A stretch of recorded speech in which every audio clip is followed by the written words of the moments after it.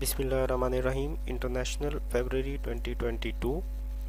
Pakistan declared national emergency to tackle locust attack on 1 February 2020. 1 फरवरी 2020 को पाकिस्तान ने locust attack को tackle करने के लिए नेशनल इमरजेंसी डिक्लेयर कर दी थी। US President Donald Trump impeached by the House of the Representatives and acquitted by the Senate. US के president Donald Trump को हाउस ऑफ रिप्रेजेंटेटिव ने सजा दी थी, लेकिन सेनेट ने उनको एक्विट कर दिया था।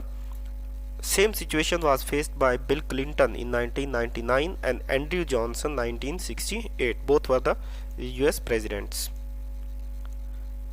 7 February 2020, China declared pangolin as coronavirus carrier.